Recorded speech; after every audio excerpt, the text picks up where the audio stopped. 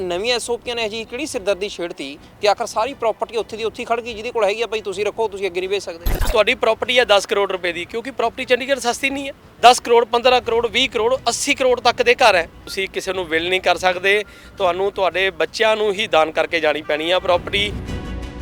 ਇਹਦਾ ਮੈਂ ਕਹਿੰਦਾ ਯਾਰ ਵੀ ਮੈਨੂੰ ਤਾਂ ਗਰਾਊਂਡ ਚਾਹੀਦਾ, ਮੈਨੂੰ ਇੰਨੇ ਦੀ ਲੋੜ ਹੀ ਨਹੀਂ ਹੈਗੀ, ਮੈਂ ਉੱਪਰਲਾ ਫਲੋਰ ਵੇਚਦਾ ਨਾ, ਜਾਂ ਉੱਪਰ 2 ਬਣੇ ਹੋਏ ਨੇ ਮੈਂ 2 ਵੇਚਦਾ ਨਾ। ਬਿਲਕੁਲ ਵੀ ਨਹੀਂ ਵਿਕ ਸਕਦੇ ਸ਼ੇਅਰ, ਤੁਸੀਂ ਵੇਚ ਹੀ ਨਹੀਂ ਸਕਦੇ। ਸ਼ੇਅਰ ਵੇਚਣ ਦਾ ਜਿਹੜਾ ਕਨਸਟੀਟਿਊਸ਼ਨਲ ਰਾਈਟ ਹੈ ਸਾਡਾ, ਉਹ ਸਰਕਾਰ ਨੇ ਖਤਮ ਕਰਤਾ। ਜੋ ਪਰਿਵਾਰ ਸੋਚੇ ਕਿ ਯਾਰ ਠੀਕ ਹੈ ਹੁਣ ਅਸੀਂ ਉਰੇ ਰਹਿਣਾ ਤਾਂ ਹੈ ਨਹੀਂ, ਇਹਨੂੰ ਵੇਚ ਕੇ ਤੁਹਾਡੇ ਕੋਲ ਵੱਡਾ ਹੈਗਾ ਛੋਟਾ ਲੈ ਲਈਏ ਤੇ ਇਹਨੂੰ ਅਸੀਂ ਕਿਤੇ ਸੇਲ ਕਰ ਦਈਏ। ਰਿਕੁਆਇਰਮੈਂਟ ਨਹੀਂ ਹੈ 10 ਕਰੋੜ ਰੁਪਏ ਦੀ, ਤੁਸੀਂ ਕਹਿੰਦੇ ਹੋ ਕਿ ਮੈਨੂੰ 5 ਕਰੋੜ ਰੁਪਏ ਚਾਹੀਦਾ, ਤੁਸੀਂ ਆਪਣਾ 50% ਸ਼ੇਅਰ ਕਿਸੇ ਨੂੰ ਵੇਚਣਾ ਚਾਹੁੰਦੇ ਹੋ, ਉਹ ਨਹੀਂ ਵੇਚ ਸਕਦੇ। ਵੀ ਹੈਰੀਟੇਜ ਜਿਹੜਾ ਸੈਕਟਰ ਮੰਨਿਆ ਜਾਏਗਾ ਉਹ 1 ਤੋਂ 30 ਸੈਕਟਰ ਮੰਨਿਆ ਜਾਏਗਾ। ਇਹਨਾਂ ਨੇ ਇੱਕ ਕਮਰੇ 'ਚ ਬਹਿ ਕੇ ਫੈਸਲਾ ਲੈ ਲਿਆ ਵੀ 1 ਤੋਂ 30 ਨਹੀਂ, ਸਾਰਾ ਚੰਡੀਗੜ੍ਹ ਹੀ ਬੰਦ ਕਰ ਦਿਓ। ਜਦੋਂ ਇਹ ਫੈਸਲਾ ਲਿਆ ਗਿਆ ਨਾ, 10 ਤਰੀਕ ਨੂੰ ਆਰਡਰ ਆਉਂਦਾ, 11 ਨੂੰ ਵੀ ਰਜਿਸਟਰੀ ਹੁੰਦੀ ਆ, 12 ਨੂੰ ਵੀ ਰਜਿਸਟਰੀ ਹੁੰਦੀ। ਐਡਵੋਕੇਟ ਜਿਹੜੇ ਕੇਸ ਲੜ ਰਹੇ ਨੇ ਆਪੋਜੀਸ਼ਨ ਦਾ, ਉਹਨਾਂ ਨੇ ਇੱਕ ਮੇਲ ਕੀਤੀ। ਉਹ ਮੇਲ ਦੇ ਵਿੱਚ ਕਿਹਾ ਵੀ ਤੁਸੀਂ ਅਗਰ ਰਜਿਸਟਰੀ ਕਰੋਗੇ ਸ਼ੇਅਰ ਵਾਈਜ਼ ਤਾਂ ਮੈਂ ਸੁਪਰੀਮ ਕੋਰਟ ਤੱਕ ਜਾਊਂਗਾ, ਤੁਹਾਨੂੰ ਸਜ਼ਾ ਕਰਾਊਂਗਾ। ਧਮਕੀਆਂ ਦਿੱਤੀਆਂ। ਚੰਡੀਗੜ੍ਹ ਦੇ ਵਿੱਚ ਕਦੀ ਵੀ ਗਲਤ ਨਕਸ਼ਾ ਨਹੀਂ ਬਣਿਆ। ਅਗਰ ਨਕਸ਼ਾ 70% ਸਰਕਾਰ ਨੇ ਅਲਾਉ ਕੀਤਾ ਆ, 70% ਦੇ ਵਿੱਚ ਨਕਸ਼ਾ ਬਣ ਕੇ ਰੈਡੀ ਹੁੰਦਾ ਆ। ਨੂੰ ਚੰਡੀਗੜ੍ਹ ਦੇ ਵਿੱਚ ਅਗਰ ਤੁਸੀਂ ਆਪਣਾ ਸੁਪਨੇ ਦਾ ਘਰ ਬਣਾਉਣਾ ਆ ਤਾਂ ਤੁਹਾਨੂੰ 10-15 ਕਰੋੜ ਰੁਪਈਆ ਇਕੱਠਾ ਕਰਕੇ ਹੀ ਚੰਡੀਗੜ੍ਹ ਜਾਣਾ ਪਏਗਾ, ਇਕੱਲੇ ਜਾਣੇ ਨੂੰ। ਸਤਿ ਸ਼੍ਰੀ ਅਕਾਲ ਜੀ। ਪ੍ਰਾਪਰਟੀ ਨੂੰ ਲੈ ਕੇ ਜੇ ਗੱਲ ਕਰੀਏ ਤਾਂ ਹੁਣ ਬਹੁਤ ਸਾਰੇ ਲੋਕਾਂ ਦੀ ਇਹ ਉਮੀਦ ਰਹਿੰਦੀ ਹੈ ਕਿ ਜਦੋਂ 4 ਪੈਸੇ ਆ ਜਾਂਦੇ ਨੇ ਵੀ ਕਿਸੇ ਵਧੀਆ ਲੋਕੇਸ਼ਨ ਤੇ ਘਰ ਲੈ ਲਈਏ, ਤੇ ਖਾਸ ਤੌਰ ਤੇ ਜੇ ਪੰਜਾਬ ਹਰਿਆਣਾ ਦੀ ਗੱਲ ਕਰਦੇ ਆ ਤਾਂ ਇਹਦੇ ਵਿਚਾਲੇ ਆ ਜਾਂਦਾ ਚੰਡੀਗੜ੍ਹ। ਭਾਵੇਂ ਦੋਹੇ ਸੂਬਿਆਂ ਦਾ ਰੌਲਾ, ਪਰ ਆਖਰਕਾਰ ਚੰਡੀਗੜ੍ਹ ਹਰ ਕੋਈ ਰਹਿਣਾ ਚਾਹੁੰਦਾ ਹੈ। ਤਾਂ ਹੀ ਅਫਸਰ ਵੀ ਅਸੀਂ ਦੇਖਿਆ ਕਿ ਤਰਲੇ ਮਾਰਦੇ ਕਿ ਹਰੇਕ ਨੂੰ ਹੁੰਦਾ ਸਾਡੀ ਬਦਲੀ ਹੋ ਕੇ ਉੱਥੇ ਆ ਜਾਏ। ਖੈਰ ਉਹ ਵੱਖਰਾ ਮਸਲਾ ਹੈ। ਪਰ ਚੰਡੀਗੜ੍ਹ ਪ੍ਰਾਪਰਟੀ ਨੂੰ ਲੈ ਕੇ ਜਿਹੜੇ ਨਵੀਂ ਐਸਓਪੀ ਆਈਆਂ ਨੇਗੀਆਂ, ਯਾਨੀ ਕਿ ਨਵੇਂ ਨਿਯਮ ਆਏ ਨੇ, ਉਹ ਅਜਿਹੇ ਹੋ ਗਏ ਕਿ ਬਾਹਰਲਾ ਬੰਦਾ ਆਖਰਕਾਰ ਕਿਤੇ ਨਾ ਕਿਤੇ ਉੱਥੇ ਜਗ੍ਹਾ ਲੈ ਨਹੀਂ ਸਕਦਾ। ਦੂਜੇ ਪਾਸੇ ਜਿਹੜੇ ਲੋਕ ਉੱਥੇ ਰਹਿ ਵੀ ਰਹੇ ਨੇਗੇ, ਉਹ ਆਖਰਕਾਰ ਅੱਗੇ ਜਗ੍ਹਾ ਉਨੀ ਸੌਖੀ ਨਹੀਂ ਕਿ ਵੇਚ ਸਕਦੇ। ਪੂਰਾ ਮਸਲਾ ਕੀ ਹੈ, ਸਾਡੇ ਨਾਲ ਭਾਈ ਸਾਹਿਬ ਹੈਗੇ ਨੇ, ਉਹਨਾਂ ਤੋਂ ਸਮਝਾਂਗੇ ਕਿ ਆਖਰਕਾਰ ਅਜਿਹੇ ਕਿਹੜੀਆਂ ਸ਼ਰਤਾਂ ਪਿੱਛੇ ਅੜ ਗਏ ਜਿਹੜੇ ਲੋਕਾਂ ਲਈ ਪਰੇਸ਼ਾਨੀ ਸਿਰਦਰਦ ਬਣ ਚੁੱਕੇ ਨੇਗੇ। ਪ੍ਰਸ਼ਾਸਨ ਫੈਸਲੇ ਤਾਂ ਲੈਂਦਾ ਹੁੰਦਾ ਲੋਕਾਂ ਦੀ ਚੰਗਾਈ ਵਾਸਤੇ, ਭਲਾਈ ਵਾਸਤੇ, ਪਰ ਉਰੇ ਮਸਲਾ ਪੁੱਠਾ ਉਲਝਦਾ ਨਜ਼ਰ ਆਉਂਦਾ।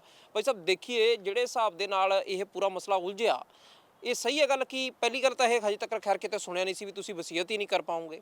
ਨੰਬਰ 2 ਤੇ ਤੁਸੀਂ ਆਪਦੀ ਜਗ੍ਹਾ ਨੂੰ ਕਿਸੇ ਹੋਰ ਨੂੰ ਵੇਚ ਨਹੀਂ ਸਕਦੇ, ਕਿਉਂਕਿ ਆਮ ਤੌਰ ਤੇ ਦੇਖਦੇ ਹਾਂ ਵੀ ਜਦੋਂ ਵੀ ਕੋਈ ਮਹਿੰਗੀ ਜਗ੍ਹਾ ਵਿਕਦੀ ਆ, ਉਹ 'ਚ 2 ਜਾਂ 3 ਜਾਂ ਪਾਰਟਨਰ ਹੁੰਦੇ ਨੇਗੇ, ਯਾਨੀ ਕਿ ਭਾਵੇਂ ਉਹ ਪ੍ਰਾਪਰਟੀ ਦਾ ਕੰਮ ਕਰਨ, ਚਾਹੇ ਉਹ ਆਪਦੇ ਕੋਲੇ ਰੱਖਣ। ਹੁਣ ਨਵੀਆਂ ਐਸਓਪੀਆਂ ਨੇ ਅਜਿਹੀ ਕਿਹੜੀ ਸਿਰਦਰਦੀ ਛੇੜਤੀ ਕਿ ਆਖਰ ਸਾਰੀ ਪ੍ਰਾਪਰਟੀ ਉੱਥੇ ਦੀ ਉੱਥੇ ਖੜ ਗਈ, ਜਿਹਦੇ ਕੋਲ ਹੈਗੀ ਆ ਭਾਈ ਤੁਸੀਂ ਰੱਖੋ, ਤੁਸੀਂ ਅੱਗੇ ਨਹੀਂ ਵੇਚ ਸਕਦੇ। ਬਿਲਕੁਲ ਠੀਕ ਗੱਲ ਹੈ। ਬਹੁਤ ਹੀ ਮਾੜਾ ਫੈਸਲਾ, ਜਿਹਨੂੰ ਮਤਲਬ ਤੁਸੀਂ ਜੇ ਸ਼ਬਦਾਂ 'ਚ ਮੈਂ ਉਹਨੂੰ ਬਿਆਨ ਨਹੀਂ ਕਰ ਸਕਦਾ। ਬਈ ਇਸ ਤਰ੍ਹਾਂ ਦਾ ਫੈਸਲਾ, ਤਗਲੁਕੀ ਫੈਸਲਾ ਆਇਆ ਆ। ਬਈ ਤੁਸੀਂ ਇੱਕ ਪ੍ਰਾਪਰਟੀ ਨੂੰ ਆਪਣਾ ਐਸੈਟ ਮੰਨਦੇ ਹੋ। ਐਸੈਟ ਹੁੰਦਾ ਬੰਦਾ ਵੀ ਜੇ ਕੱਲ੍ਹ ਨੂੰ ਮੈਂ ਬਜ਼ੁਰਗ ਹੋ ਗਿਆ, ਵਿੱਚੋਂ ਮੈਂ ਆਪਣਾ ਕੋਈ ਸ਼ੇਅਰ ਵੇਚ ਕੇ ਮੈਂ ਪ੍ਰਾਪਰਟੀ ਪੂਰੀ ਨਹੀਂ ਵੇਚਣਾ ਚਾਹੁੰਦਾ, ਮੈਂ ਮੇਰੇ ਵਿੱਚ ਬੱਚੇ ਦਾ ਵਿਆਹ ਆ, ਮੈਂ ਬੱਚੇ ਨੂੰ ਕਿਤੇ ਬਾਹਰ ਭੇਜਣਾ ਆ, ਕੁਝ ਕਰਨਾ, ਪੈਸੇ ਦੀ ਲੋੜ ਹੈ, ਜਦੋਂ ਵੀ ਪੈਸੇ ਦੀ ਲੋੜ ਆ, ਵੀ ਮੈਂ ਉਹਦੇ 'ਚੋਂ ਕੁਛ ਆਪਣਾ ਇੱਕ ਸ਼ੇਅਰ ਹਿੱਸਾ ਵੇਚ ਕੇ ਤੇ ਮੈਂ ਆਪਣੇ ਫੈਮਿਲੀ 'ਤੇ ਲਗਾ ਸਕਾਂ। ਹੁਣ ਗਵਰਨਮੈਂਟ ਦਾ ਫੈਸਲਾ ਆਇਆ ਕਿ ਉਹ ਪ੍ਰਾਪਰਟੀ ਜਿਹੜੀ ਵੀ ਤੁਸੀਂ ਵੇਚਣੀ ਹੈ, ਤੁਹਾਨੂੰ ਇੱਕ ਸਿੰਗਲ ਓਨਰ ਹੀ ਲੱਭਣਾ ਪਏਗਾ, ਸਿੰਗਲ ਪਰਚੇਜ਼ਰ ਹੀ ਲੱਭਣਾ ਪਏਗਾ। ਤੁਸੀਂ ਕਦੀ ਵੀ 2 ਜਾਂ 3 ਬੰਦਿਆਂ ਨੂੰ ਰਲ ਕੇ ਉਹ ਪ੍ਰਾਪਰਟੀ ਨਹੀਂ ਵੇਚ ਸਕਦੇ। ਔਰ ਸਭ ਤੋਂ ਮਾੜੀ ਚੀਜ਼ ਜਿਹੜੀ ਕੀਤੀ ਹੈ, ਉਹ ਇਹਨਾਂ ਨੇ ਵਿਲ ਨੂੰ ਬੰਦ ਕਰਕੇ ਕੀਤੀ ਹੈ। ਵੀ ਜਤਿੰਦਰ ਸਿੰਘ, ਅਗਰ ਉਹ ਘਰ ਉਹਦੇ ਬੱਚਿਆਂ ਨੇ, ਜਤਿੰਦਰ ਸਿੰਘ ਦੀ ਬੱਚਿਆਂ ਨੇ ਉਹਦੀ ਕੋਈ ਕਿਸੇ ਤਰ੍ਹਾਂ ਦੀ ਸੇਵਾ ਨਹੀਂ ਕੀਤੀ, ਜਤਿੰਦਰ ਸਿੰਘ ਨੂੰ ਮਰਦਾ ਛੱਡਤਾ, ਕੁਝ ਕਰਤਾ, ਉਹ ਪ੍ਰਾਪਰਟੀ ਮੈਨੂੰ ਆਪਣੇ ਬੱਚਿਆਂ ਦੇ ਨਾਮ ਹੀ ਕਰਨੀ ਪਏਗੀ। ਉਹ ਆਊਟ ਆਫ ਫੈਮਿਲੀ ਮੈਂ ਵਿਲ ਵੀ ਕਿਸੇ ਦੇ ਨਾਮ ਤੇ ਨਹੀਂ ਕਰ ਸਕਦਾ। ਯਾਨੀ ਕਿ ਤੁਸੀਂ ਕਿਸੇ ਹੋਰ ਨੂੰ ਇਹ ਵੀ ਨਹੀਂ ਹੈਗਾ ਵੀ ਤੁਹਾਡੀ ਕਿਸੇ ਹੋਰ ਤੋਂ ਸੇਵਾ ਕਰਾ ਲਓਗੇ। ਆਮ ਕਰਕੇ ਕਿ ਦੇਖੀਏ ਚੰਡੀਗੜ੍ਹ ਤਾਂ ਕਿਉਂਕਿ ਜਿਵੇਂ ਕਹਿੰਦੇ ਨੇ ਵੀ ਫਾਰਵਰਡ ਸ਼ਹਿਰ ਹੈ, ਤਾਂ ਇੱਥੇ ਇਹੋ ਜਿਹਾ ਕੁਝ ਚੱਲਦਾ ਵੀ ਆ। ਨਹੀਂ ਜੀ, ਬਿਲਕੁਲ ਨਹੀਂ। ਤੁਸੀਂ ਕਿਸੇ ਨੂੰ ਵਿਲ ਨਹੀਂ ਕਰ ਸਕਦੇ, ਤੁਹਾਨੂੰ ਤੁਹਾਡੇ ਬੱਚਿਆਂ ਨੂੰ ਹੀ ਦਾਨ ਕਰਕੇ ਜਾਣੀ ਪੈਣੀ ਆ ਪ੍ਰਾਪਰਟੀ, ਚਾਹੇ ਤੁਸੀਂ ਦਿਲੋਂ ਚਾਹੋ ਚਾਹੇ ਨਾ ਚਾਹੋ। ਹੁਣ ਬੱਚੇ ਮੌਜ ਕਰਨਗੇ, ਉਹਨਾਂ ਨੂੰ ਪਤਾ ਵੀ ਸਾਡੀ ਪ੍ਰਾਪਰਟੀ, ਅਸੀਂ ਬਾਪੂ ਦੀ ਸੇਵਾ ਕਰੀਏ ਚਾਹੇ ਨਾ ਕਰੀਏ, ਮਾਂ ਦੀ ਸੇਵਾ ਕਰੀਏ ਨਾ ਕਰੀਏ, ਇਹ ਪ੍ਰਾਪਰਟੀ ਦਾ ਸਾਡੇ ਨਾਮ ਹੀ ਚੜ੍ਹਨੀ ਹੈ। ਪਰ ਦੂਜੇ ਪਾਸੇ ਇੱਕ ਚੀਜ਼ ਹੋਰ ਦੱਸੋ ਕਿ ਹੁਣ ਇਹ ਵੀ ਸਿਸਟਮ ਚੱਲ ਪਿਆ ਵੀ ਸਪੋਜ਼ ਕਰੋ ਤੁਹਾਡੇ ਬੱਚੇ ਨੇ ਬਾਹਰ ਸੈੱਟ ਹੋ ਗਏ ਨੇਗੇ ਕਿਤੇ, ਕਿਉਂਕਿ ਮੈਕਸਿਮਮ ਲੋਕ ਬਾਹਰ ਨੂੰ ਭੱਜ ਰਹੇ ਨੇ, ਬਾਹਰ ਬੱਚੇ ਸੈੱਟ ਹੋ ਗਏ ਨੇਗੇ। ਅੱਜ ਤੁਸੀਂ ਇੱਕ ਟਾਈਮ ਇਹ ਵੀ ਆਊਗਾ ਵੀ ਤੁਸੀਂ ਦੋਨੇ ਮੀਆਂ ਬੀਬੀ ਸੋਚੋ, ਪਰਿਵਾਰ ਸੋਚੇ ਕਿ ਯਾਰ ਠੀਕ ਹੈ ਹੁਣ ਅਸੀਂ ਉਰੇ ਰਹਿਣਾ ਤਾਂ ਹੈ ਨਹੀਂ, ਇਹਨੂੰ ਵੇਚ ਕੇ ਤੁਹਾਡੇ ਕੋਲ ਵੱਡਾ ਹੈਗਾ ਛੋਟਾ ਲੈ ਲਈਏ ਤੇ ਇਹਨੂੰ ਅਸੀਂ ਕਿਤੇ ਸੇਲ ਕਰ ਦਈਏ, ਫਿਰ ਤੁਸੀਂ ਉਹ ਸੇਲ ਕਰ ਸਕਦੇ ਹੋ? ਬਿਲਕੁਲ ਇੱਕ ਪਾਰਟੀ ਨੂੰ ਸੇਲ ਕਰ ਸਕਦੇ ਆ। ਅਗਰ ਤੁਸੀਂ 100% ਆਪਣਾ ਸ਼ੇਅਰ ਵੇਚ ਰਹੇ ਹੋ, 100% ਸ਼ੇਅਰ ਲੈਣ ਵਾਲਾ ਕੋਈ ਬੰਦਾ ਹੈ, ਉਹਨੂੰ ਤੁਸੀਂ ਵੇਚ ਸਕਦੇ ਹੋ। ਲੇਕਿਨ ਅਗਰ 100% ਸ਼ੇਅਰ ਵੇਚਣ ਵਾਲਾ ਬੰਦਾ, ਤੁਹਾਨੂੰ ਪੈਸੇ ਚਾਹੀਦੇ ਨੇ ਅੱਜ, ਤੁਹਾਡੀ ਪ੍ਰਾਪਰਟੀ ਹੈ 10 ਕਰੋੜ ਰੁਪਏ ਦੀ, ਕਿਉਂਕਿ ਪ੍ਰਾਪਰਟੀ ਚੰਡੀਗੜ੍ਹ ਸਸਤੀ ਨਹੀਂ ਹੈ। 10 ਕਰੋੜ 15 ਕਰੋੜ 20 ਕਰੋੜ 80 ਕਰੋੜ ਤੱਕ ਦੇ ਘਰ ਹੈ। ਤੁਹਾਨੂੰ ਹੁਣ ਜੇ ਆਪਣੀ ਪ੍ਰਾਪਰਟੀ 10 ਕਰੋੜ ਰੁਪਏ ਦਾ ਬਾਇਰ ਇਮੀਡੀਏਟ ਨਹੀਂ ਮਿਲਦਾ ਪਿਆ, ਤੁਹਾਡੀ ਰਿਕੁਆਇਰਮੈਂਟ ਨਹੀਂ ਹੈ 10 ਕਰੋੜ ਰੁਪਏ ਦੀ, ਤੁਸੀਂ ਕਹਿੰਦੇ ਹੋ ਕਿ ਮੈਨੂੰ 5 ਕਰੋੜ ਰੁਪਏ ਚਾਹੀਦਾ, ਤੁਸੀਂ ਆਪਣਾ 50% ਸ਼ੇਅਰ ਕਿਸੇ ਨੂੰ ਵੇਚਣਾ ਚਾਹੁੰਦੇ ਹੋ, ਉਹ ਨਹੀਂ ਵੇਚ ਸਕਦੇ। ਤੁਹਾਨੂੰ 10 ਕਰੋੜ ਦਾ ਗਾਹਕ ਲੱਭਣਾ ਪੈਣਾ ਜਿਹੜਾ ਕਿ ਸਿੰਗਲ ਹੋਵੇ। ਤੇ ਆਮ ਤੌਰ ਤੇ ਤਾਂ ਇਹ ਚੀਜ਼ਾਂ ਇਹ ਵੀ ਆਈਆਂ ਨੇ ਵੀ ਲੋਕ ਜਿਵੇਂ ਟੈਕਸਾਂ ਦਾ ਚੱਕਰ ਪੈਂਦਾ ਤਾਂ ਪਹਿਲਾਂ ਜੋੜ ਤੋੜ ਇਹ ਵੀ ਚੱਲਦੇ ਸੀ ਵੀ ਚਲੋ ਦੋ ਬੰਦੇ ਰਲ ਕੇ ਲੈ ਲੈਂਦੇ ਆ। ਤੇ ਦੂਜੀ ਗੱਲ ਇੱਕ ਹੋਰ ਦੱਸੋ ਵੀ ਜਿਵੇਂ ਹੁਣ ਆਹ ਘਰ ਆ ਸਪੋਜ਼ ਕਰੋ, ਇਹਦਾ ਮੈਂ ਕਹਿੰਦਾ ਯਾਰ ਵੀ ਮੈਨੂੰ ਤਾਂ ਗਰਾਊਂਡ ਚਾਹੀਦਾ, ਮੈਨੂੰ ਇੰਨੇ ਦੀ ਲੋੜ ਹੀ ਨਹੀਂ ਹੈਗੀ, ਮੈਂ ਉੱਪਰਲਾ ਫਲੋਰ ਵੇਚਦਾ ਨਾ, ਜਾਂ ਉੱਪਰ ਦੋ ਬਣੇ ਹੋਏ ਨੇ ਮੈਂ ਦੋ ਵੇਚਦਾ ਨਾ, ਚਾਹੇ ਉਹ ਪ੍ਰਸ਼ਾਸਨ ਦੇ ਨਕਸ਼ੇ ਦੇ ਸਹੀ ਹਿਸਾਬ ਦੇ ਨਾਲ ਪਾਸ ਹੋਏ ਹੋਏ ਨੇਗੇ, ਉਹ ਦੋ ਫਲੋਰ ਨਹੀਂ ਵਿਕ ਸਕਦੇ ਹੈਗੇ ਫਿਰ ਉਹ? ਨਹੀਂ ਭਾਜੀ, ਨਹੀਂ, ਬਿਲਕੁਲ ਵੀ ਨਹੀਂ ਵਿਕ ਸਕਦੇ। ਸ਼ੇਅਰ ਤੁਸੀਂ ਵੇਚ ਹੀ ਨਹੀਂ ਸਕਦੇ। ਸ਼ੇਅਰ ਵੇਚਣ ਦਾ ਜਿਹੜਾ ਕਨਸਟੀਟਿਊਸ਼ਨਲ ਰਾਈਟ ਹੈ ਸਾਡਾ, ਉਹ ਸਰਕਾਰ ਨੇ ਖਤਮ ਕਰਤਾ। ਠੀਕ ਹੈ, ਜਿਹੜਾ ਕਿ ਬਹੁਤ ਹੀ ਮੰਦਭਾਗੀ ਹੈ। ਠੀਕ ਹੈ, ਮੈਂ ਰਿਕੁਐਸਟ ਕਰਾਂਗਾ ਐਡਮਿਨਿਸਟ੍ਰੇਸ਼ਨ ਨੂੰ ਕਿ ਇਹ ਫੈਸਲਾ ਆਪਣਾ ਵਾਪਸ ਲਓ। ਇਹ ਸ਼ੇਅਰ ਵੇਚਣਾ ਰਾਈਟ ਹੈ, ਕਨਸਟੀਟਿਊਸ਼ਨਲ ਰਾਈਟ ਹੈ ਸਾਡਾ, ਸਾਡਾ ਹੱਕ ਸਾਡੇ ਕੋਲੋਂ ਨਾ ਲਓ। ਅਗਰ ਮੈਨੂੰ ਘੱਟ ਸ਼ੇਅਰ ਵੇਚ ਕੇ ਅਗਰ ਮੇਰਾ ਕੋਈ ਖਰਚਾ ਕਿਤੇ ਵੀ ਮੈਂ ਕਰਨਾ ਮੇਰਾ ਪੂਰਾ ਹੁੰਦਾ ਆ, ਤਾਂ ਮੈਨੂੰ ਉਹਦਾ ਹੱਕ ਦਿੱਤਾ ਜਾਵੇ। ਜ਼ਰੂਰੀ ਨਹੀਂ ਹੈ ਕਿ ਮੈਂ ਆਪਣਾ ਪੂਰਾ ਸ਼ੇਅਰ ਵੇਚਾਂ। ਪਰ ਇਹਦੇ 'ਚ ਜਿਹੜਾ ਹਵਾਲਾ ਇਹ ਦਿੱਤਾ ਜਾਂਦਾ ਚੰਡੀਗੜ੍ਹ ਨੂੰ ਲੈ ਕੇ, ਕਿਉਂਕਿ ਅਸੀਂ ਦੇਖਿਆ ਕਿ ਇੱਕ ਵਰਲਡ ਵਾਈਡ ਤੌਰ ਤੇ ਵੀ ਦੇਖਦੇ ਨੇ ਚੰਡੀਗੜ੍ਹ ਨੂੰ, ਉਹਨੂੰ ਕਹਿੰਦੇ ਨੇ ਜੀ ਇੱਥੇ ਦੀ ਹੈਰੀਟੇਜ ਨੂੰ ਨੁਕਸਾਨ ਨਾ ਹੋਵੇ, ਇੱਥੋਂ ਦੇ ਨਾਲ ਬਾਹਲੇ ਸਟਰਕਚਰ ਨਾਲ ਤੁਸੀਂ ਛੇੜਛਾੜ ਨਾ ਕਰੋ। ਇੱਕ ਸੁਪਰੀਮ ਕੋਰਟ ਦਾ ਹਵਾਲਾ ਦਿੱਤਾ ਜਾਂਦਾ ਵੀ ਸੁਪਰੀਮ ਕੋਰਟ ਦੇ ਵਿੱਚ ਕੋਈ ਡਿਸੀਜਨ ਹੋਇਆ, ਉਹਦਾ ਇਹਦੇ ਨਾਲ ਕਿੰਨਾ ਕੁ ਜੁੜਦਾ ਵੀ ਉਹਦੇ ਤੋਂ ਬਾਅਦ ਇਹ ਐਸਓਪੀਆਂ ਤਿਆਰ ਹੋਈਆਂ ਨੇ?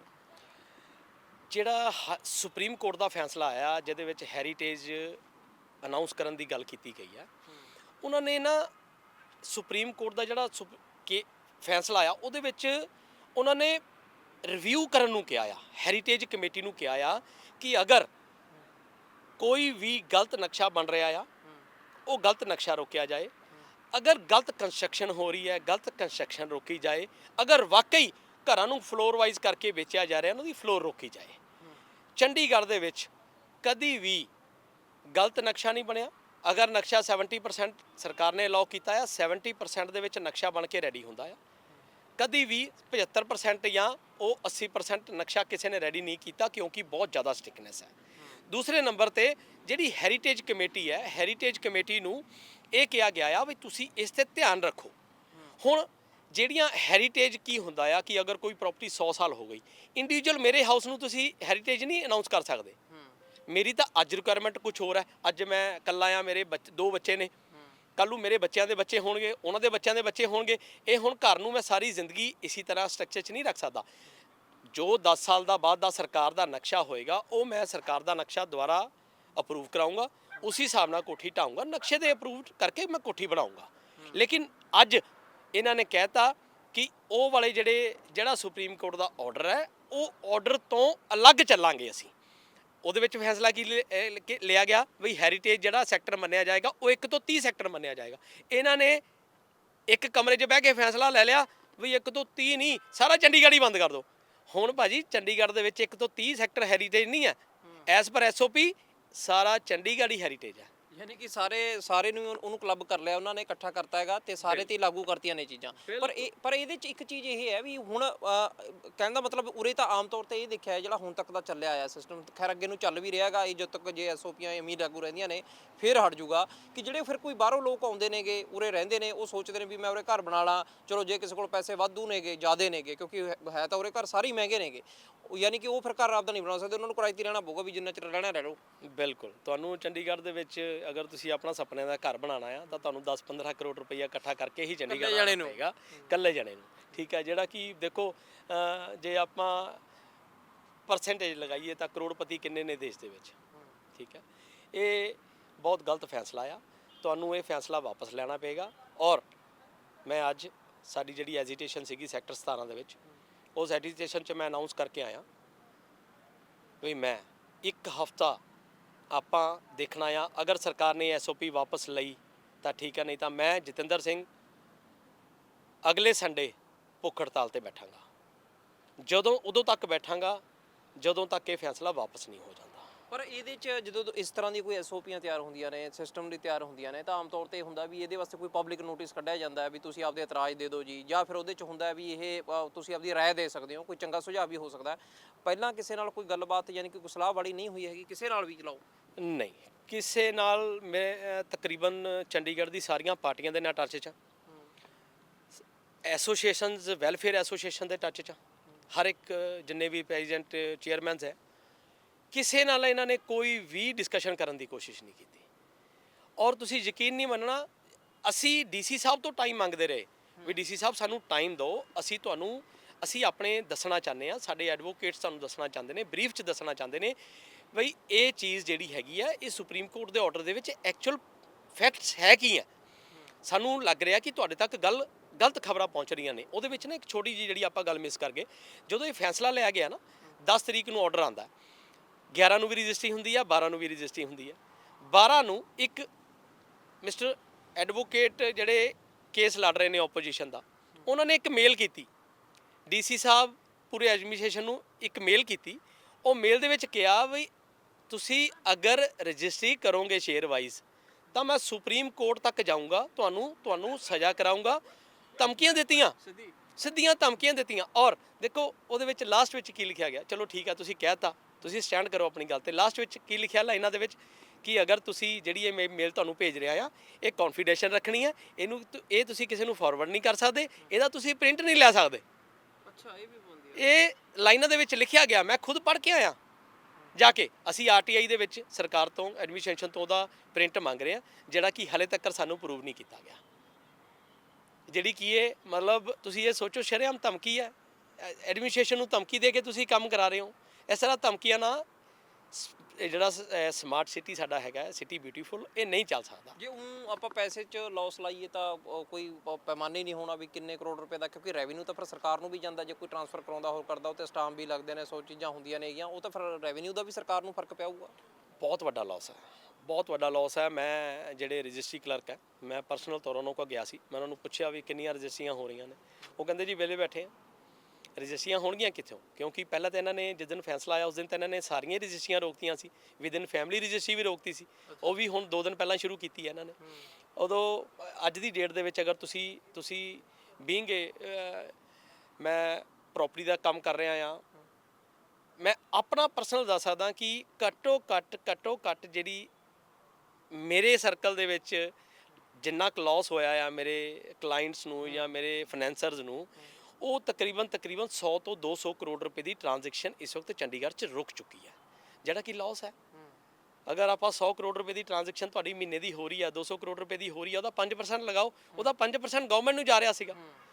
5 ਤੋਂ 10 ਕਰੋੜ ਰੁਪਇਆ ਰੈਵਨਿਊ ਜਿਹੜਾ ਆ ਪਰ ਮੰਥ ਤੁਹਾਡਾ ਇਹ ਖਤਮ ਹੋ ਗਿਆ ਸਰਕਾਰ ਦਾ। ਇਹਦੇ 'ਚ ਅਖੀਰ 'ਚ ਇਹ ਪੁੱਛਾਂ ਵੀ ਸਿਰਫ ਇਹ ਗੱਲ ਹੈ ਵੀ ਆਰਡਰ ਕੁਛ ਸੀ, ਸਮਝੇ ਕੁਛ ਗਏ, ਅੱਗੇ ਆ ਕੇ ਬਣ ਗਏ ਕੁਛ, ਤੇ ਉਹਦੇ 'ਚ ਗਵਰਨਮੈਂਟ ਨੇ ਵੀ ਤਾਂ ਲਾਸ ਖਾ ਹੀ ਲਿਆ, ਪਰ ਗਵਰਨਮੈਂਟ ਦੇ ਨਾਲ ਹੀ ਕਰਦਿਆਂ ਪ੍ਰਸ਼ਾਸਨ ਦੇ ਨਾਲ ਲੋਕਾਂ ਦਾ ਬਹੁਤ ਵੱਡਾ ਲਾਸ ਹੋ ਗਿਆ ਇਹਦੇ 'ਚ, ਸਿਰਫ ਇੱਕ ਗੱਲ ਸਮਝਣ ਨੂੰ ਲੈ ਕੇ। ਬਿਲਕੁਲ ਇਹ ਬਿਲਕੁਲ ਬਚਕਾਨੀ ਹਰਕਤ ਕੀਤੀ ਹੈ। ਅਸੀਂ ਸੁਣਦੇ ਹੁੰਦੇ ਸੀ ਵੀ ਜਿਹੜੇ ਡੀਸੀ ਹੁੰਦੇ ਨੇ ਉਹ ਬਹੁਤ ਪੜ੍ਹੇ ਲਿਖੇ, ਜਿਹੜੇ ਗਵਰਨਰ ਹੁੰਦੇ ਨੇ ਉਹ ਮਹਾਮਹਿਮ ਕਹੇ ਜਾਂਦੇ ਸੀਗੇ, ਲੇਕਿਨ ਜੋ ਫੈਸਲਾ ਇਹਨਾਂ ਐਡਮਿਨਿਸਟ੍ਰੇਸ਼ਨ ਨੇ ਇਕੱਠੇ ਬੈਠ ਕੇ ਲਿਆ ਆ, ਇਹ ਮੈਨੂੰ ਲੱਗਦਾ ਨਹੀਂ ਕਿ ਕੋਈ ਪੜ੍ਹਿਆ ਲਿਖਿਆ ਵਾਲੀ ਗੱਲਬਾਤ ਹੈਗੀ ਹੈ। ਇਹ ਬਿਲਕੁਲ ਅਨਪੜ੍ਹਤਾ ਵਾਲੀ ਗੱਲ ਹੈ, ਜਿਹਦੇ ਵਿੱਚ ਤੁਸੀਂ ਇੱਕ ਆਰਡਰ ਕਰ ਰਹੇ ਹੋ ਕਿ ਤੁਸੀਂ ਆਪਣਾ ਕਨਸਟੀਟਿਊਸ਼ਨਲ ਰਾਈਟ ਜਿਹੜਾ ਆ ਉਹ ਸ਼ੇਅਰ ਵੇਚਣ ਦਾ ਤੁਸੀਂ ਖਤਮ ਕਰ ਰਹੇ ਹੋ। ਇਹ ਬਿਲਕੁਲ ਗਲਤ ਹੈ। ਔਰ ਯਕੀਨ ਨਹੀਂ ਹੋ ਰਿਹਾ ਕਿ ਅਸੀਂ ਇੰਡੀਆ ਦਾ ਪਹਿਲਾ ਉਹ ਸ਼ਹਿਰ ਬਣ ਰਹੇ ਹਾਂ ਜਿੱਥੇ ਕਿ ਅਸੀਂ ਆਪਣਾ ਕਨਸਟੀਟਿਊਸ਼ਨਲ ਰਾਈਟ ਖਤਮ ਕਰ ਰਹੇ ਹਾਂ। ਇੱਕ ਚੀਜ਼ ਮੇਰੇ ਹੋਰ ਯਾਦ ਆ ਗਈ, ਉਹ ਵੀ ਦੱਸ ਦਿਓ ਕਿ ਆਮ ਤੌਰ ਤੇ ਚੰਡੀਗੜ੍ਹ 'ਚ ਇੱਕ ਮੈਂ ਕਲਚਰ ਦੇਖਿਆ, ਜਿੰਨਾ ਕੁ ਮੈਂ ਸਮਝਿਆ ਹੈਗਾ, ਬਾਕੀ ਤੁਸੀਂ ਬਿਹਤਰ ਦੱਸ ਸਕਦੇ ਹੋ ਕਿਉਂਕਿ ਤੁਸੀਂ ਪ੍ਰਾਪਰਟੀ ਦਾ ਬਹੁਤ ਵੱਡਾ, ਜਿਵੇਂ ਤੁਸੀਂ ਦੱਸਿਆ ਵੀ 100-200 ਕਰੋੜ ਜੇ ਇੱਧਰ ਉੱਧਰ ਹੁੰਦਾ, ਇੱਕ ਤੁਸੀਂ ਉਹ ਹੋ ਸਕਦਾ ਹੋਰ ਵੀ ਹੋਣਗੇ ਤੁਹਾਡੇ ਭਾਈ ਵੱਲ ਜਿਹੜੇ ਡੀਲਰ ਹੋਣੇ। ਚੰਡੀਗੜ੍ਹ ਦੇ ਵਿੱਚ ਇੱਕ ਕਲਚਰ ਆ, ਉਹ ਕਲਚਰ ਇਹ ਕਹਿੰਦਾ ਕਿ ਹੁਣ ਤੋਂ ਜਿਹੜੇ ਬਹੁਤ ਸਾਲ ਪੁਰਾਣੇ, ਪਹਿਲਾਂ ਤੱਕ ਕੌਡੀਆਂ ਦੇ ਭਾਅ ਲਈ ਲੋਕਾਂ ਨੇ ਜਗ੍ਹਾ ਲਈ, ਘਰ ਵੀ ਬਣ ਗਏ ਚਲੋ ਸੋਹਣੇ, ਉਦੋਂ ਬਾਅਦ ਦੇ ਵਿੱਚ ਇੱਕ ਵੱਡਾ ਸਟਰਕਚਰ ਇਹ ਚੱਲਿਆ ਵੀ ਲੋਕਾਂ ਨੇ ਆਪਦੇ ਕਿਰਾਏ ਦੇ ਹਿਸਾਬ ਦੇ ਨਾਲ ਹੈ ਜਿਹੜਾ ਕਿ ਪੈਸਾ ਇਕੱਠਾ ਕਰਿਆ। ਉਹਦੇ 'ਚ ਹੋਇਆ ਇਹ ਵੀ ਕਿ ਬਹੁਤ ਸਾਰੇ ਲੋਕਾਂ ਨੇ ਇਹ ਵੀ ਸੋਚਿਆ ਵੀ ਯਾਰ ਵੱਡੀਆਂ ਥਾਵਾਂ ਨੇਗੀਆਂ, ਛੋਟੀਆਂ ਤੇ ਚੱਲ ਜੀਏ, ਉਹ 'ਚੋਂ ਇੱਕ ਪੈਸਾ ਉਹਨਾਂ ਨੇ ਡੰਪ ਕਰ ਰਿਹਾ। ਯਾਨੀ ਕਿ ਇਹ ਤਾਂ ਲੋਕਾਂ ਦੇ ਉੱਤੇ ਬਹੁਤ ਇਸ ਪਾਸੋਂ ਵੀ ਇਫੈਕਟ ਪਏਗਾ ਕਿ ਉਹਨਾਂ ਦੇ ਰੈਵਨਿਊ ਦੇ ਉੱਤੇ ਕਿਤੇ ਨਾ ਕਿਤੇ ਘਾਟ ਪਊਗੀ। ਬਿਲਕੁਲ ਦੇਖੋ, ਪਤਾ ਇਹਦੇ 'ਚ ਕੀ ਹੁੰਦਾ ਆ ਕਿ ਜਦੋਂ ਕੋਈ ਫੈਸਲਾ ਆਉਂਦਾ ਨਾ, ਫੈਸਲਾ ਸਰਕਾਰ ਤਾਂ ਕਰ ਦਿੰਦੀ ਹੈ, ਐਡਮਿਨਿਸਟ੍ਰੇਸ਼ਨ ਕਰ ਦਿੰਦੀ ਹੈ, ਲੇਕਿਨ ਇਫੈਕਟਿਵ ਜਿਹੜੇ ਹੁੰਦੇ ਨੇ ਨਾ ਉਹ ਨਾਰਮਲ ਪਬਲਿਕ ਹੁੰਦੀ ਹੈ। ਨਾਰਮਲ ਪਬਲਿਕ ਕੀ ਹੈ ਕਿ ਇਨਵੈਸਟਮੈਂਟ ਹੈ। ਹੁਣ ਕੋਈ ਬੰਦਾ ਅੰਬਾਨੀ ਨਹੀਂ ਹੈਗਾ, ਹਰ ਇੱਕ ਬੰਦਾ ਅੰਬਾਨੀ ਨਹੀਂ ਹੈਗਾ, ਹਰ ਇੱਕ ਬੰਦਾ ਆਪਣੀ ਸਿਸਟਮ 'ਚੋਂ ਪੈਸੇ ਕਮਾ ਰਿਹਾ ਆ। ਅੱਜ ਮੇਰੇ ਕੋਲ ਮੈਂ ਕਮਾਈ ਕੀਤੀ ਹੈ, ਮੇਰੇ ਬੱਚੇ ਸਾਰੇ ਰਲ ਕੇ ਅਸੀਂ ਕਮਾ ਰਹੇ ਹਾਂ, ਮੇਰੇ ਕੋਲ 2 ਕਰੋੜ ਰੁਪਈਆ ਇਕੱਠਾ ਹੋ ਗਿਆ। 2 ਕਰੋੜ ਰੁਪਏ ਦਾ ਮੈਂ ਇੰਡੀਪੈਂਡੈਂਟ ਘਰ ਨਹੀਂ ਖਰੀਦ ਸਕਦਾ। ਅਗਰ ਮੈਂ ਸ਼ੇਅਰ ਖਰੀਦ ਲਿਆ, ਸ਼ੇਅਰ ਨੂੰ ਮੈਂ ਕਿਰਾਏ ਤੇ ਚੜਾਊਂਗਾ, ਉਹਦੇ 'ਚੋਂ ਮੈਨੂੰ ਪੈਸੇ ਆਣਗੇ, ਉਹ ਐਪਰੀਸ਼ੀਏਸ਼ਨ ਹੁੰਦੀ ਸੀ, ਮਾਰਕੀਟ ਚੱਲ ਰਹੀ ਸੀ।